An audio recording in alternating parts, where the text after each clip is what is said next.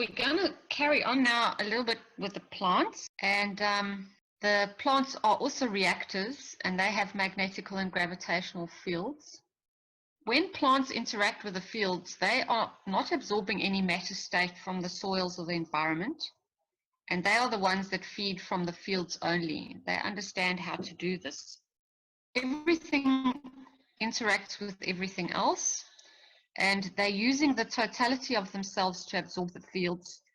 And this is why we've since understood, working with the plasma, that the plant, as it grows through its life, takes more and more fields from the atmosphere and from above and absorbs the amino acids through its leaves.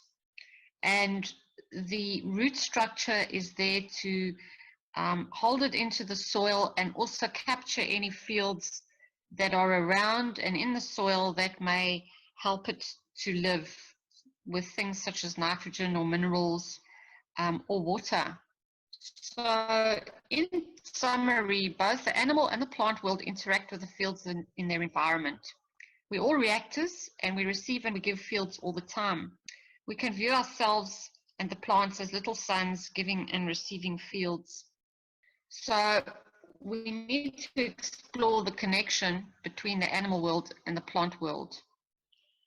We do have a physical connection because all living things on this planet are connected through the amino acid strengths, as we all made from the same building blocks, which are carbon, oxygen, hydrogen, and nitrogen, CHO and N. And so because we all have these, we're constantly interacting with each other on that basis as living beings. The web of life on this planet will be found to connect on many levels, from the smallest bacteria, which is amino acid based, to the most complex creatures, mammals, and more. The more we still probably haven't discovered yet. We all share the amino acid connection. And so in order to understand this connection between ourselves and the plants, we need to look at the human body and its field strengths. Okay, so in man, we've understood with the plasma that the blood has a central core of iron, which has a field strength of 55.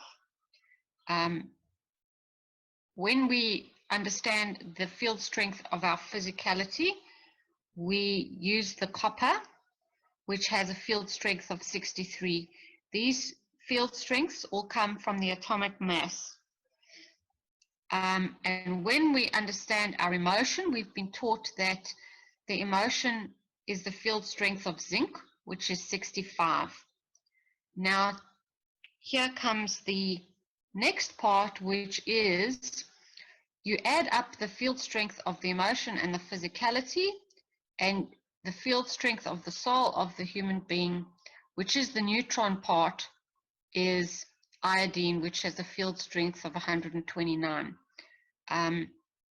So that is how the human body works, and those are the fields we've been understanding for a while now, and we've been using the zinc and the CO2 and the copper and the iron to work on ourselves. So when we look at the plant world with the same understanding, we have to start building from another base.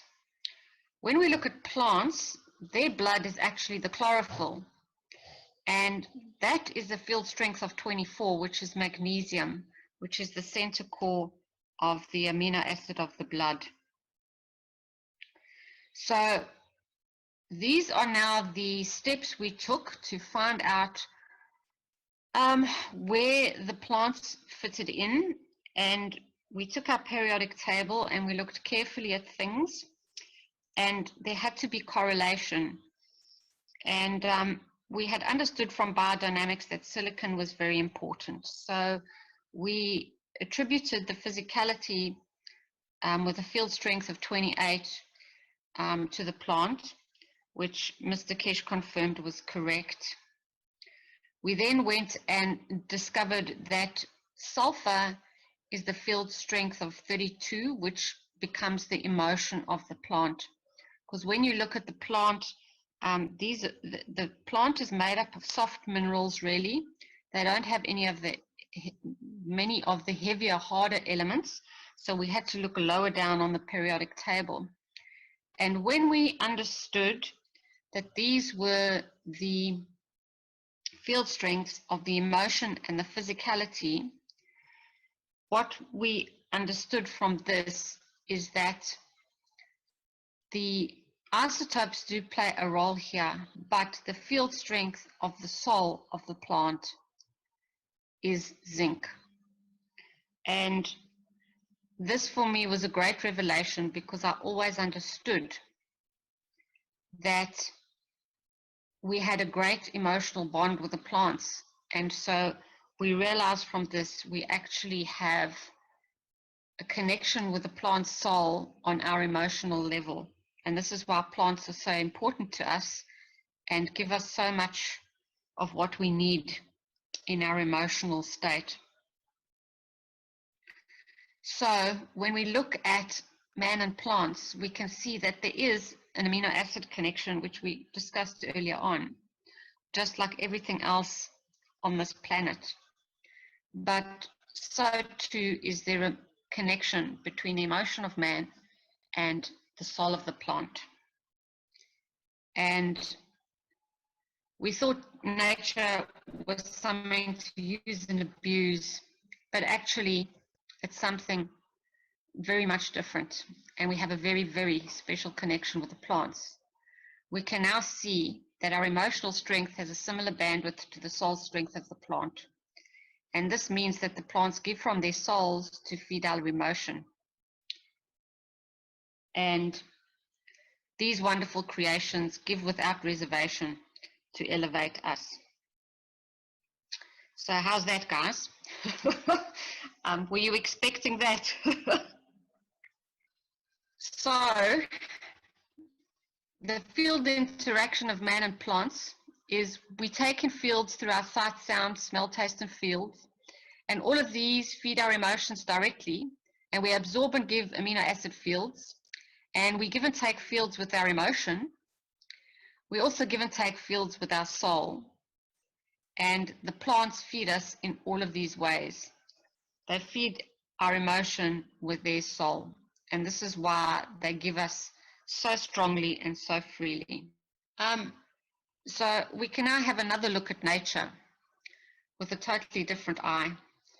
And Jimmy just loves this monkey, so he loves to put it in all the pictures because the little guy's eyes go in and out. And I think it's just so cute too. And yes, I think we have to take and look at things with a great deal of wonder now, and start looking at plants in a much deeper way. They are much more evolved givers from their souls. They take plants take fields from their environment. They don't consume matter at all, and therefore do not kill any other creations. Plants understand their role in the environment, and they allow others to consume their leaves as they complete their cycle of life, or provide pollen for bees so they may create offspring and share with others. They understand that they give unconditionally to others, and by doing so can elevate themselves. And have some plants created themselves to be specifically used by man for healing? As we've cried out for remedy, and they've heard us. Because why is it on every continent on this planet there are healing herbs that are similar in their uses? Each plant has different zinc isotopes, and these may be why certain animals choose to eat certain foods, not only for their minerals, but the way the food brings contentment to the animal. We understand, for example, that horses like different grasses to cows, and which prefer different grasses to sheep. Maybe all of these different grasses have slightly different zinc isotopes, and so that gives them what they need, because each animal seems to need different zinc isotopes for their emotional needs as well. And we can also see how interaction with certain environments makes us feel. Are the trees or the shrubs or the grasses that making us feel a certain way? I know we all feel totally different in a forest to what we feel in a big open meadow. So maybe all of these things are showing us the way on how each field is slightly different.